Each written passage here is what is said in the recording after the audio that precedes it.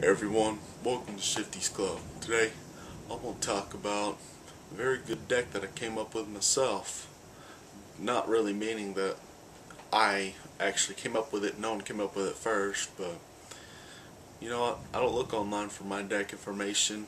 I just play what I think can win, so you know, that's just the way I go. And thought today I'd share a little deck with you, Metagross. Now, Muck has one attack that you basically for one psychic energy you switch the defending Pokemon with one bench Pokemon at your choice, and you poison it and confuse it, and then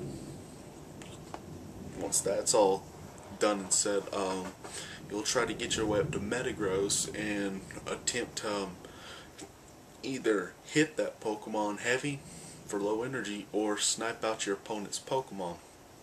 Now this depends. If you're going to bring up an attacking Pokemon that becomes a real big threat to your game, then yeah, go ahead and knock it out.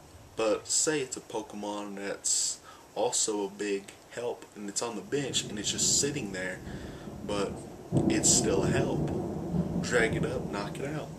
Now say there's a Pokemon like something like Emboar. This Pokemon can go either way. It really depends. Is your opponent's entire bench fully set up? If so, just go ahead and bring it up and start sniping. But if it's not, then you can go ahead and destroy Emboar.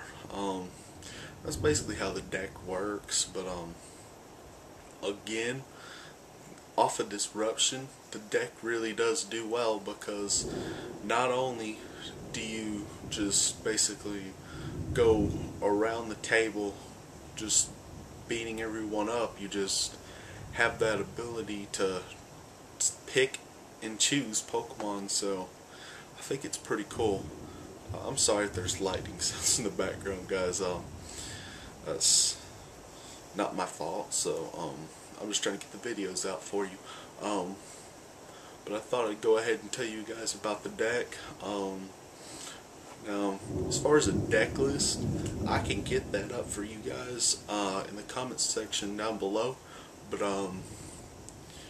like I said, Muck Metagross is actually a really good deck if you run it the right way. Now, I'm not going to say that my list is the only one that you should run, but it's pretty dang close to perfect, and switching too many cards out of the deck could really hurt your chances of doing well with the deck. And with a rogue player like me, it's just knowing what cards to run in certain decks at what times, and this deck really does seem to work.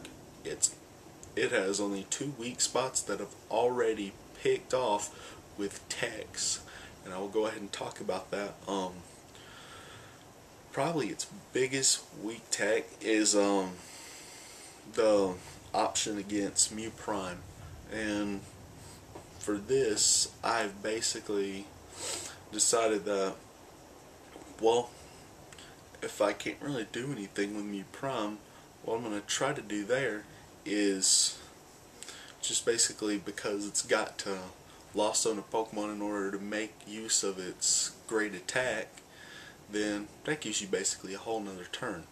If Mew Prime's the only Pokemon up, then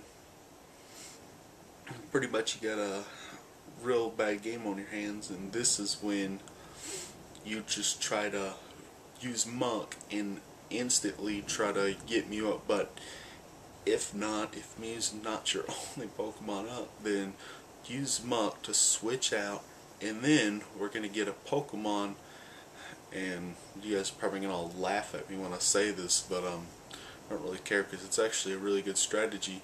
But I also use Mew in this deck, and that's pretty much my counter to Mew itself. And really, since I can switch an invite whenever I want, so I really think that that's the best way to counter the Mew that really seems to hurt my deck. And another really weird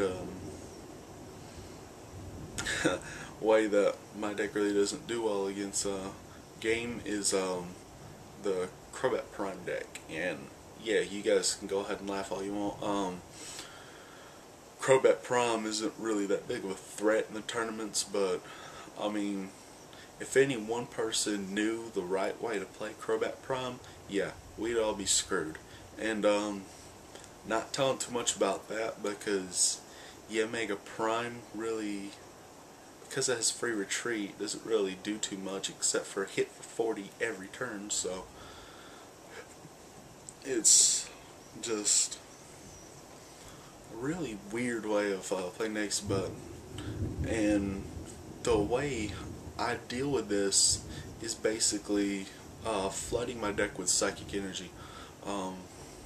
Seeing how I have two other Pokemon in the deck that aren't either Metagross or Mach, so, and really this doesn't hurt too much, but as long as I run all the energy that I have in the deck, it shouldn't be any problem to find all the psychic energy I need. And pretty much the reason I find all these psychic energy so easily is because I'm smart enough to put one Pokemon in my deck, and well, I run 4 of them in the deck, so, and that Pokemon's Girafarig.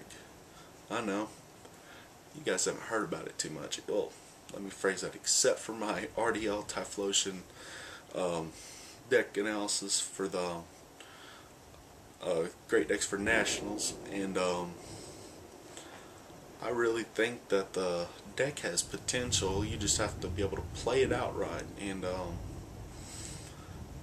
I honestly believe with all the healing and scooping that you have, well, options in the deck, it's no wonder this deck does so well. Because I mean, you don't even run 20 Pokemon in the entire deck, so I mean, really, what's the use in a not? So, ooh, that didn't sound good, but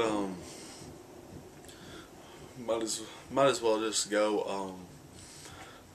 I'll have the next episode up pretty soon, and that episode should be about, let's see, which one of these decks would help them the most. Okay, I'm going to talk about the next episode. I'm going to talk about the deck that I was going to use for Nationals myself, so you guys will get a load out of that next time at Shifty's Club.